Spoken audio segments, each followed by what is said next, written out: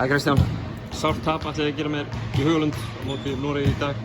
Hvað er að gerast þau? Hvað heldur hver ástæðan fyrir tapið hérna í kvöld? Það voru bara mörgum úrslit ekki að detta niður. Við vorum svo líka bara að gefa þeim svo mikið opnum færum og þeir voru bara mikið sterkar niður í frákastöðum og svona. Og við vorum svo bara með klöfulega villur hana í lokinn. Það var svona hjálpaði þeim svolítið mikið.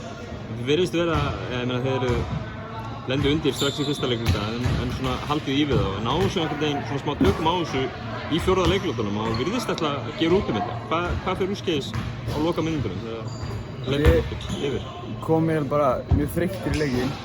Það var bara engin stemning, engin orka. Svo hækkaði þetta aðeins en svo fórum við að brjóta og þá var lækkað orkan í okkur og þá fórum þeir að skora miklu meira og gera betur þar en við. 3 töp í röð, hefur þetta áhrif á liðsandan andlega? Nei, þetta er bara fyrstu í landsbygginu okkar, þetta er bara fyrstu skipt sem við erum öll að spila saman, við erum ennþá að venjast hver öðrum og við komum bara sterkar í næsta leik. Danir á morgun, hafið þið náðu að kíkja á þá eitthvað? Já, eitthvað smá, eitthvað aðeins.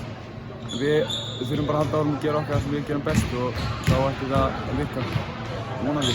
Hvers konar bolta spila Danirnir? Þeir eru með eitt stóran leikmann, en annars sem getur mjög fljótur og getur eiginlega allt sko. En annars þeir eru bara þekkjastökir mikið saman og spila lengi saman.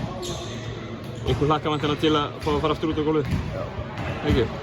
Frábært. Takk. Takk fyrir.